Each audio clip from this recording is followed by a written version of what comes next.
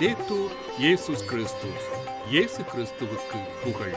தமிழ் கூறும் நல்லுலகில் வாழும் அனைத்து அன்புள்ளங்களுக்கும் வத்திக்கான் வானொலியின் வணக்கம். இறைவன் உங்கள் உள்ளத்தையும் இல்லத்தையும் தன் அன்பாலும் அருளாலும் அமைதியாலும் இன்றும் என்றும் நிரப்புவாராக.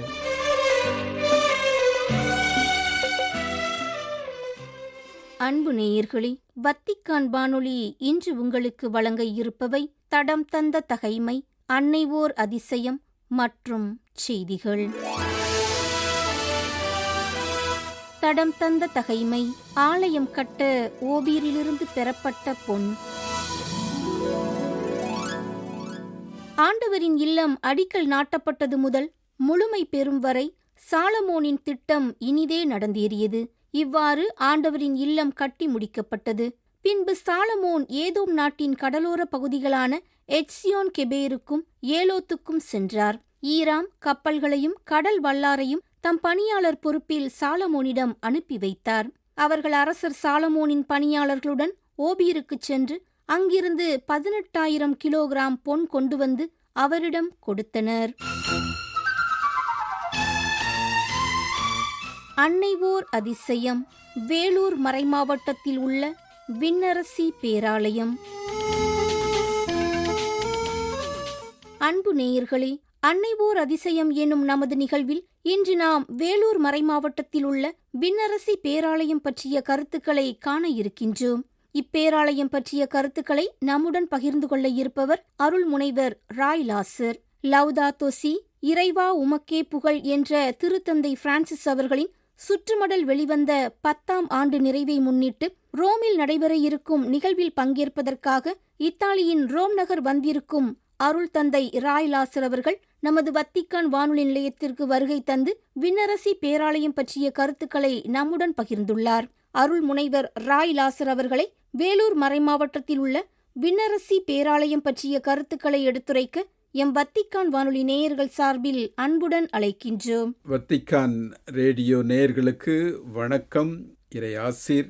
வாரம் ஒரு முறை அன்னை ஓர் அதிசயம் என்ற தலைப்பிலே நம்முடைய நாட்டில் இருக்கின்ற அன்னையினுடைய ஆலயங்கள், திருத்தலங்களை பற்றி கேட்டுக்கொண்டிருப்பதிலே நீங்கள் மகிழ்ச்சியாக இருக்கின்றீர்கள். இந்த வாரம் வேலூரில் இருக்கின்ற விண்ணரசி பேராலயத்தினுடைய வரலாற்றையும் அதனுடைய அருள் பாலிப்பையும் பற்றி ஒரு சில வார்த்தைகளில் எங்களோடு பகிர்ந்து கொள்ள விரும்புகின்றேன். வேலூர் மறை மாவட்டம் உருவாகி வருகின்ற 2027ஆம் ஆண்டு 75 ஆண்டுகள் நிறைவுடைய இருக்கின்றது. 75 ஆண்டுகள் பழமையான இந்த வரலாற்று சிறப்புமிக்க வேலூர் மறைமாவட்டம் கிறிஸ்துவத்தை ஏற்றுக்கொண்டதே ஏறக்குறைய 200 ஆண்டுகளுக்கு முன்னாடி இருக்கும். இயேசு சபை குருக்கள் தென்னகத்திற்கு வந்த பொழுது மதுரை மிஷனிலிருந்து இந்த பக்கமாக வந்து இங்கே பணியாற்றியது வரலாற்றிலே குறிப்பிடப்பட்டிருக்கிறது. அதோடு புனித அருளானந்தரும் இந்த பகுதிக்கு வந்ததாக நிரூபிக்கக்கூடிய வரலாற்று தடயங்கள் இல்லை. ஆனால் அவருடைய பாதம் இங்கே படிந்ததாகவும் ஒரு பாறையின் மீது அவருடைய காலடிச்சுகள் இன்னும் இருப்பதாகவும் மக்கள் நம்பிக்கொண்டிருக்கின்றார்கள். அவர்களைத் தொடர்ந்து MEP ஃபாதர்ஸ் என்று அழைக்கப்படுகின்ற பாரிஸ் வேதபோதக சபை சார்ந்த குருக்கள் இங்கே வந்து இந்த பகுதியிலே, குறிப்பாக வேலூர் மறை மாவட்டத்தினுடைய திருவண்ணாமலை பகுதியிலே மிக அதிகமாக பணியாற்றினார்கள். அவர்கள் பிரான்ஸ் நாட்டிலிருந்து வந்ததாலே லூர்து அன்னை மீது அதிக பக்தி கொண்டவர்கள். எனவே அவர்கள் எடுத்த முயற்சிகள் எல்லாம் அன்னையினுடைய வழிகாட்டுதலோடு தான் இங்கே நடந்திருக்கிறது. குறிப்பாக எங்கள் மறை மாவட்டத்தில் இருக்கின்ற சேத்துப்பட்டிலே லூர்து அன்னைக்கான ஒரு அருமையான ஆலயமும் அமைத்து வரை திருத்தலமாக அந்த பகுதியில் அப்பொழுதே அவர்கள் நிறுவி செயல்பட்டிருக்கிறார்கள். வேலூரிலே அவர்கள் ஆரம்பித்த திருச்சபை ஏறக்குறைய ஒரு 130 ஆண்டுகள் பழமையுடையதாக இருக்கிறது. முதல் உலகப் போருக்கு பிற்பாடு சிலைசேர்கள் கையிலே வேலூர் ஒப்படைக்கப்படுகிறது. வேலூரினுடைய முதல் நாயராகவும் சிலை செய்து வருகின்றார். அதைத் தொடர்ந்து தாவீது மறைநாயகம் என்ற ஆயர் பொறுப்பேற்கின்றார். அவரும் அன்னையினுடைய பக்தியிலே வளர்ந்தவர். எனவே அன்னைக்கு இந்த மறை மாவட்டத்தை அர்ப்பணித்த அப்பொழுது லூயிஸ் மத்தியாஸ் என்ற பேராயர் சென்னையிலிருந்து இதை பிரித்து மறைமாவட்டமாக இதை மாற்றுகின்றார். சென்னை, மயிலாப்பூர் 2 மறை மாவட்டங்கள் சேர்ந்து ஒரு பெரும் மறை மாவட்டமாக மாறுகிறது. தஞ்சாவூரும் வேலூரும் புதிய மறை மாவட்டங்களாக பிறப்பெடுக்கின்றன. எனவே அன்னைக்கு அர்ப்பணிக்கப்பட்ட, அதுவும் கிறிஸ்தவர்களின் சகாய அன்னைக்கு அர்ப்பணிக்கப்பட்ட ஆலயம் வேலூர் மேற்றாசன கோயிலாக மாறுகிறது. எனவே வேலூர் மேற்றாசனத்திற்கு பாதுகாவலியாக கிறிஸ்துவர்களின் சகாய அன்னை கொடுக்கப்படுகின்றார். அப்பொழுது பங்கினுடைய ஆலயமாக இருந்த பழமை வாய்ந்த ஆலயம் மிக சிறப்புமிக்க ஒரு ஆலயமாக இருக்கிறது. தமிழகத்தினுடைய வடபகுதியில் இருக்கின்ற இந்த ஆலயம் கிறிஸ்துவ மக்களுக்கு மட்டுமல்ல, இந்த பகுதியில் இருக்கின்ற இந்து முஸ்லிம் மக்களுக்கும் மிகவும் அருள் பாலிக்கின்ற ஒரு ஆலயமாக இருக்கிறது. எனவே ஜாதி மத பேதமில்லாமல் இந்த கிறிஸ்துவர்களின் சகாய அன்னையினுடைய அருள் மக்களுக்கு பரிந்துரையாலே இறைவனுடைய அருள் நிறையவே கிடைக்கின்றது. சலேசியர்களும் அதற்கேற்ற முயற்சிகள் எடுக்கின்றார்கள். குறிப்பாக அவருடைய கல்வி பணியின் வழியாக இந்த பகுதி மேன்மை அடைகிறது, வளர்ச்சி பெறுகிறது. அவர்கள் கிறிஸ்துவின் சகாய அன்னை முன்னிறுத்தி தான் எந்த பணியும் செய்வார்கள். எனவே இந்த ஆலயமும் அதனைத் தொடர்ந்து வேலூர், காட்பாடி, திருப்பத்தூர், போளூர், சேத்துப்பட்டு இந்த பகுதிகளெல்லாம் அன்னையினுடைய பரிந்துரையாலே கல்வி நிறுவனங்கள் நிறுவப்படுகின்றன. எனவே கல்வியை வைத்துக்கொண்டு அந்த பகுதியில் இருக்கின்ற ஏழை மக்களுக்கு வளர்ச்சியை தருகின்றார்கள், சமூக மேம்பாட்டை தருகின்றார்கள், அரசியல் அறிமுகத்தை தருகின்றார்கள். அவருடைய பொருளாதாரமும் மேம்படுகிறது, அவருடைய சமூக அந்தஸ்தும் மேம்படுகிறது. அதையெல்லாம் கிறிஸ்துவின் சகாய அன்னையினுடைய அருளால் தான் கிடைத்தது என்பதை சலேசியர்கள் மட்டுமல்ல, இங்கு இருக்கின்ற மக்களும் நிச்சயமாக உணர்ந்திருக்கின்றார்கள். மே மாதத்தினுடைய 24ஆம் தேதி இங்கே மிக சிறப்பாக கிறிஸ்துவின் சகாய அன்னைக்கு கொடுக்கப்படும். ஆனால் இந்த மறைமாவட்டம் உருவாகின்ற பொழுது இந்த கிறிஸ்துவின் சகாய அன்னையான ஆலயமானது வெண்ணேற்பு அன்னையினுடைய ஆலயமாக மறை மாவட்டத்திற்கு அர்ப்பணிக்கப்படுகின்றது. எனவே வெண்ணேற்பு அன்னை மறை மாவட்டத்தினுடைய பாதுகாவலியாக அறிவிக்கப்படுகின்றார். எனவே ஆகஸ்ட் 15ஆம் தேதி வேலூர் மறை மாவட்டத்தினுடைய அந்த தலைமை ஆலயத்திற்கு மிக முக்கியமான நாளாகி விடுகின்றது. அன்றிலிருந்து வெண்ணேற்பு அன்னை சகாய அன்னையும் இருந்தாலும் பெயரிலே அன்னை போற்றப்பட்டாலும் வெண்ணேற்பு அன்னையின் பெயராலே மிக சிறப்பாக இந்த பகுதியிலே அன்னைக்கு வணக்கம் செலுத்தப்படுகிறது. அன்னையினுடைய பரிந்துரை நாடி மக்கள் தேடி வருகின்றார்கள். அவருடைய பரிந்துரையாலே பல அற்புதங்களும் பல நல்ல செயல்களும் இங்கே நடந்து கொண்டிருக்கிறது. திருச்சபையும் இந்த பகுதியில் அந்த அன்னையினுடைய வழிகாட்டுதலில் வளர்ந்திருப்பதை பார்க்கிறோம். ஆரம்பிக்கின்ற பொழுது ஏறக்குறைய ஒரு 50,000-60,000 கிறிஸ்துவர்கள் இந்த பகுதி இன்றைக்கு ஏறக்குறைய 2 லட்சத்துக்கு மேற்பட்ட கத்தோலிக்க கிறிஸ்துவர்களை அடங்கிய ஒரு மறைமாவட்டமாக இது வளர்ந்திருக்கிறது. பங்குகளும் அதை போன்று ஏறக்குறைய 30-32 பங்குகளிலிருந்து இன்றைக்கு ஏறக்குறைய 87 பங்குகள் வளர்ந்திருக்கிறது. எண்ணிக்கையில் மட்டுமல்ல, தரத்திலும் இங்கே வளர்ந்திருப்பதை பார்க்கிறோம். மக்கள் அன்னையினுடைய பெயருக்கு சாட்சிகளாகவும் இந்த அன்னையினுடைய பரிந்துரையாலே மக்கள் ஆஸ்வதிக்கப்பட்டு இந்த மண்ணிலே உருவான குருக்கள் பலர் உருவாகி இருக்கின்றார்கள்.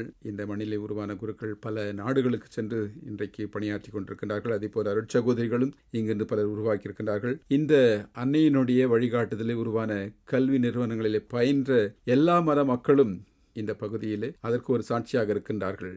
பெண் கல்விக்கு முதல் வித்திட்ட சென்ட் மேரிஸ் பள்ளி என்று வேலூரில் இருக்கின்ற பள்ளியும், அதே போன்று ஆரணில் சென்ட் ஜோசப் பள்ளியும் அந்த காலகட்டத்தில் ஏறக்குறைய 98-99 ஆண்டுகளுக்கு முன்னாடியே இந்த பகுதியிலே ஜாதி மத வேறுபாடு இல்லாமல் பெண் கல்விக்கு மிக அதிகமாக இவர்கள் பணி செய்கின்றார்கள். அதனாலே பெண் கல்வி உயர்கிறது, பெண்கள் விடுதலை இங்கே அதிகமாக இருக்கிறது, பெண்களுடைய வளர்ச்சியும் இங்கே அதிகமாக இருக்கிறது.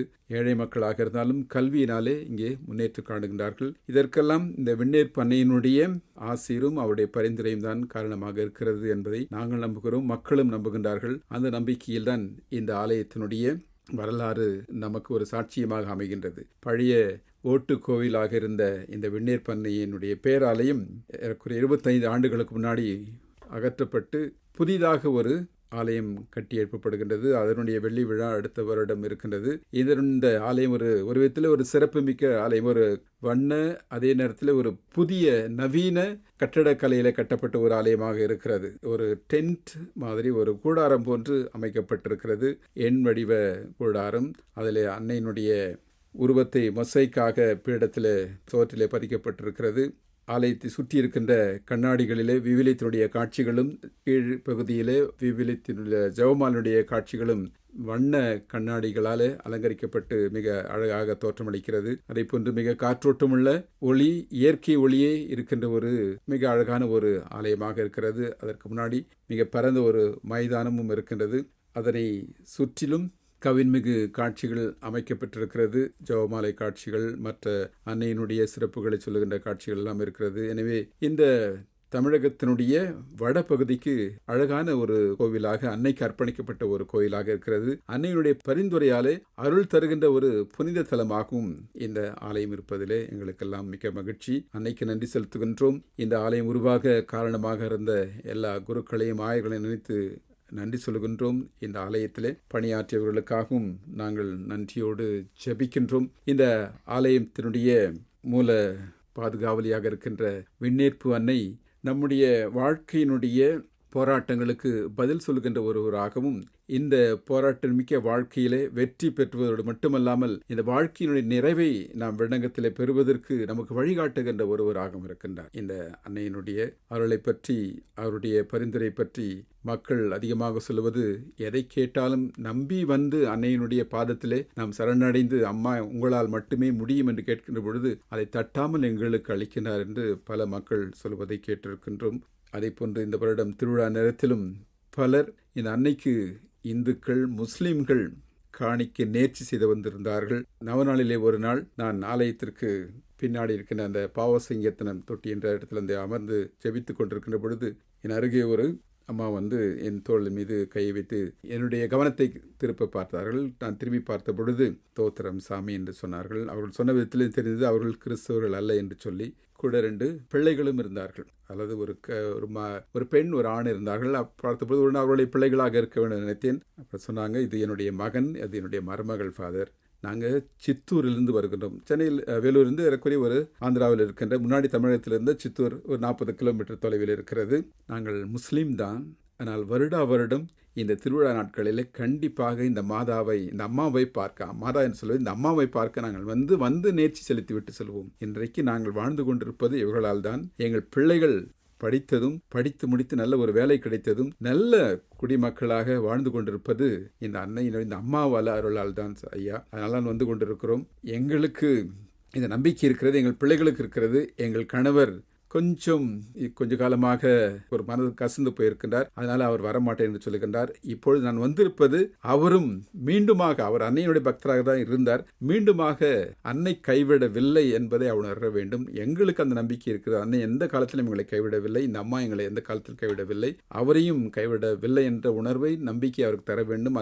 அதை கேட்டு ஜெபிக்க தான் வந்திருக்கிறோம். எனவே அதற்காக நீங்களும் ஜெபிக்க வேண்டும் என்ற வேண்டுகோளோடு என்னிடம் ஆசிரியர் பெற்று சென்றார்கள். இப்படி பல நிகழ்ச்சிகளை நான் இந்த வருடம், நான் கடந்த 3 மாதங்களாக தான் அங்கே இருக்கின்றேன். அதற்கு முன்னாடி நான் வேலூரிலே ஆயர் இல்லத்திலிருந்து, மேய்ப்பு பணி நிலையத்திலிருந்து பணியாற்றியிருக்கேன். எனவே இந்த ஆலயத்தை பற்றி எனக்கு நன்றாகவே தெரியும். இருந்தாலும் கூட மக்களோடு நேரடியாக தொடர்பு இருப்பது இந்த 3 மாத காலத்தில் தான். எனவே பல மக்கள் இப்படி அன்னையினுடைய பரிந்துரையாலே தாங்கள் பெற்றிருக்கின்ற ஆசீர்வாதங்களை, இந்த விண்ணேற்பு அன்னையினுடைய பரிந்துரையாலே அவர்கள் குறைகள் தீர்ந்து, நோய்கள் குணமாகி, அவருடைய வாழ்க்கையின் சிக்கல்களுக்கு விடை கண்டுபிடித்து, வாழ்க்கையை விண்ணோக்கி வாழ அவர்களை அழைத்தை அவர்கள் அனுபவிப்பதை எனக்கு பகிர்ந்திருக்கின்றார்கள். அதை கேட்பதற்கு மிக மகிழ்ச்சியாக இருக்கிறது. எனவே அந்த அன்னைக்கு நாங்கள் நன்றி சொல்கின்றோம். தொடர்ந்து அந்த அன்னையினுடைய பரிந்துரையாலே எங்கள் மறைமாவட்டம் அல்ல, அன்னையினுடைய பரிந்துரை நாடி வருகின்ற எல்லாருமே ஆசீர்வதிக்கப்பட வேண்டும் என்று ஜெபிக்கின்றோம். ஒவ்வொரு சனிக்கிழமையும் மாலை 6:30 மணிக்கு, 6:15 மணிக்கு ஜெபமாலை இருக்கும். அதனைத் தொடர்ந்து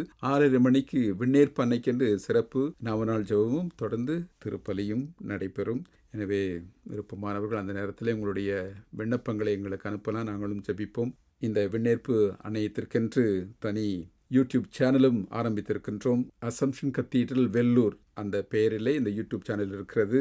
அந்த சேனல் வழியாக காலை மாலை ஒவ்வொரு நாளும் ஜெபம், சிறப்பு ஜெபம் நடத்துகின்றோம். அதை லைவ் ஸ்ட்ரீம் செய்கின்றோம். காலை 6 மணிக்கு காலை ஜெபம். வீடுகள் இருக்கின்றவர்கள் எங்களோடு சேர்ந்து ஜெபிக்கலாம். பங்கு மக்களுக்காக மட்டுமல்ல, யாரெல்லாம் எங்களுடைய ஜெப உதவி நாடுகின்றார்களோ அவர்களுக்காக ஜெபிக்கின்றோம். அதே போன்று மாலையில், இரவிலே 10 மணிக்கு எல்லா வேலைகளும் முடிந்திருப்பாடு வீடுகளில் இருக்கிறவர்கள் குடும்பத்தோடு சேர்ந்து ஜெபிக்க நாங்கள் அழைக்கின்றோம். பங்கு மக்கள் மட்டுமல்ல, எங்கே இருக்கின்றவர்களும் இந்த 10 மணி இரவு ஜெபத்தில் எங்களோடு சேர்ந்து ஜெபிக்கலாம். அந்த இரவு ஜெபத்தில் சங்கீதம் ஒன்று ஜெபிப்போம். அதே போன்று அன்னையினுடைய பரிந்துரை நாடி ஜெபிப்போம். அந்த நாளுக்காக நன்றி சொல்லுவோம். அந்த நாளிலே யாருக்கெல்லாம் பிறந்த நாள், மற்ற சிறப்பு நாட்கள் இருக்கிறதோ அந்த கருத்துக்களுக்காக ஜெபிப்போம். இப்படி இந்த யூடியூப் சேனல் வழியாக அன்னையினுடைய பரிந்துரை நாடி எல்லாருமாக ஜெயிப்பதற்கு ஒரு வாய்ப்பை ஏற்படுத்தியிருக்கின்றோம். எனவே இந்த அன்னையினுடைய புனித திருத்தலத்தை நம்பிக்கையோடு நாடி வாருங்கள். அவருடைய பரிந்துரையாலே இறையாசிரியரை பெறுங்கள். அன்னை சொல்வது போன்று, அவர் சொல்வது போல அவருடைய மகன் சொல்வது போல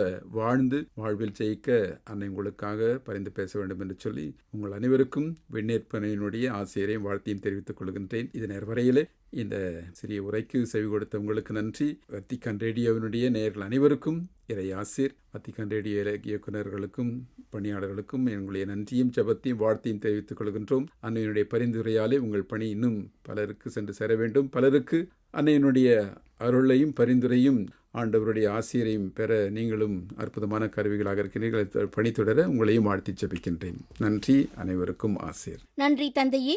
மிக அருமையாக தெளிவாக விண்ணரசி பேராலயம் பற்றிய கருத்துக்களை எங்களுடன் பகிர்ந்து கொண்டீர்கள். உங்களது பணி சிறக்க எம் வத்திக்கான் வானொலி நேயர்கள் சார்பில் வாழ்த்துக்களும் ஜெபங்களும். வேலூர் மறைமாவட்டத்தில் உள்ள விண்ணரசி பேராலயம் என்ற தலைப்பில் இன்றைய அன்னை ஓர் அதிசயம் எனும் நிகழ்ச்சியை இன்று உங்களுக்கு வழங்கியது வத்திக்கான் வானொலி.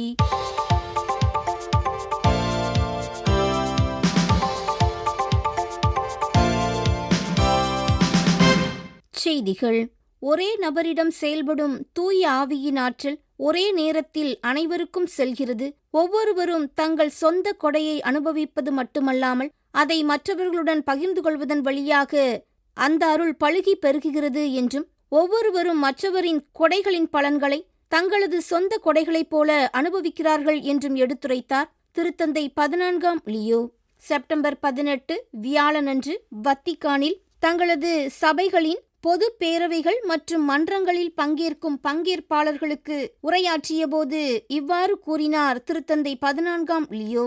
மரிஸ்டஸ் சபை என அழைக்கப்படும் திரு இருதய அன்னை மரியின் மறைப்பணியாளர்கள் சபை, மாசற்ற அன்னை மரியின் ஊர்சுலின் சபை ஆகியோரை சந்தித்த திருத்தந்தை அவர்கள் துறவற வாழ்வு, கீழ்ப்படிதல், காலத்தின் அறிகுறி ஆகிய தலைப்புகளில் அவர்களுக்கு தனது கருத்துக்களை பகிர்ந்து கொண்டார். கீழ்ப்படிதல் என்பது மற்றவர்களுக்கு சுறுசுறுப்பான மனநிலையுடனும் தாராள மனநிலையுடனும் செவி சாய்ப்பது என்ற ஆழமான அர்த்தத்தில் அன்பின் ஒரு பெரிய செயலாக கருதப்படுகின்றது என்றும், இதன் வழியாக நம் சகோதர சகோதரிகள் வளர்ந்து வாழ வேண்டும் என்பதற்காக நம்மையே இழப்பதை நாம் முழு மனதுடன் ஏற்றுக்கொள்கின்றோம் என்றும் எடுத்துரைத்தார் திருத்தந்தை. தியாகத்தின் மதிப்பாக நீடித்த உறவுகளுக்கான திறன், சமூகத்தின் முதிர்ச்சி ஆகியவற்றை கண்டுபிடிக்க உதவும் சுய கையளிப்பின் ஒளிரும் பாதையை கீழ்ப்படிதல் வெளிப்படுத்துகிறது என்று எடுத்துரைத்த திருத்தந்தை அவர்கள், கீழ்ப்படிதல் என்பது அன்பில் உருவாகும் முழு மன விடுதலையின் ஒரு பள்ளி என்றும் எடுத்துரைத்தார். சகோதரிகள் காலத்தின் அறிகுறிகளுக்கு ஏற்ப கவனம் செலுத்துவது மிக முக்கியம் என்று வலியுறுத்திய திருத்தந்தை அவர்கள், சகோதர சகோதரிகளின் உண்மையான கோரிக்கைகளை நோக்கிய வெளிப்படையான மற்றும் புலன் உணர்வு பார்வை இல்லாமல் சபைகள் எதுவும் நிறுவப்பட்டிருக்காது என்றும் எடுத்துரைத்தார். சபையின் நிறுவனர்கள் தொடக்கத்தில் அண்டை நாடுகளின் வறுமையில் கடவுளின் குரலை அங்கீகரித்து தங்கள் சகோதர சகோதரிகளின் உண்மையான தேவைகளை பூர்த்தி செய்ய மிகுந்த துன்பம் மற்றும் தோல்வியின் அபாயத்தில் கூட பணியாற்றினார்கள் என்றும், பிறரின் துயரங்களை கவனிக்கவும் மதிப்பீடு செய்யவும் அன்பு செய்யவும் அவர்களால் எளிதாக இயன்றது என்றும் எடுத்துரைத்தார் திருத்தந்தை. உலகின் பல பகுதிகளில் சபையினர் ஒவ்வொரு நாளும் செய்து வரும் நற்செயல்கள் அனைத்தும் மனித கண்களால் எளிதில் காணப்படாதது, ஆனால் கடவுளின் கண்களால் காணத்தக்கது என்றும் எடுத்துரைத்தார் திருத்தந்தை. துருவ முனைப்புகளுக்கு அப்பால் நகர்ந்து திரு அவையிலும் உலகிலும் பாலங்களை அமைப்போம் என்று எடுத்துரைத்தார் திருத்தந்தை 14ஆம் லியோ. செப்டம்பர் 18 வியாழனன்று குரூக்ஸ் பத்திரிகையாளர் எலிஸ் ஆன் ஆலனுக்கு திருத்தந்தை 14ஆம் லியோ அவர்கள் அளித்துள்ள நேர்காணலின் போது இவ்வாறு எடுத்துரைத்துள்ளார். இந்நேர்காணலில் காசாவில் நிகழ்ந்து வரும் துயரம், சீன கொள்கைகள், பெண்களின் பங்கு, LGBT முறைகேடுகள், திரு அவையின் நிதி நிலைமை, செயற்கை அறிவியல் மற்றும் போலி செய்திகள் ஆகியவை குறித்த தலைப்புகளில் தனது கருத்துக்களை வழங்கியுள்ளார். நேயர்களே, இத்துடன் வத்திக்கான் வானொலியின் தமிழ் ஒலிபரப்பு நிறைவு பெறுகின்றது. தொடர்வது அதன் மலையாள நிகழ்ச்சிகள். உங்களது ஆர்வமுள்ள செவிமடுத்தலுக்கு நன்றி. வணக்கம்.